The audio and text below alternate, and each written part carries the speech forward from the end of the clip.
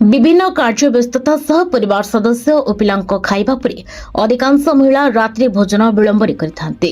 हेले निज खाद्य प्रति अवहेला करि बसिबा जे अपरपक्षे सेमानक स्वास्थ्य उपरे नकारात्मक प्रभाव पकाई थाए से दिगरे सेमाने यत्नशील नथांती।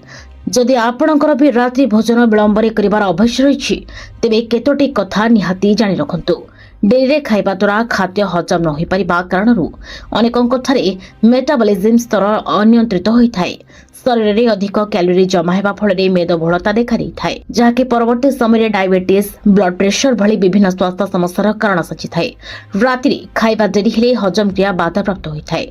आ एक गुरुत्वपूर्ण कथा हेउछि अनेक विलंबरे खाउथबारु संगे संगे सुई पड़ते, फल बदहजमी एसिडिटी हेबा सह छाती जलिबा आंबिळा हाकुटी हेबा भली समस्या देखा देइथाए। तेणु प्रत्येक महिला राति विलंब न करी प्रतिदिन खाइबार एक ठीक समय निर्धारण करबा आवश्यक।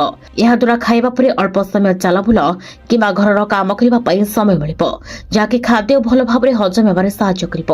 अनेक महिला राति निद हेउनथिबा नै अभियोग करिथांती।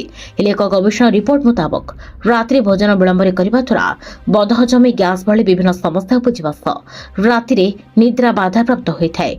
केवल एतिक नुहे, मस्तिष्क ठीक भाव में विश्राम न पाइबारु केतेकंक ठारे अजब स्वप्न मध्य आसीथाए।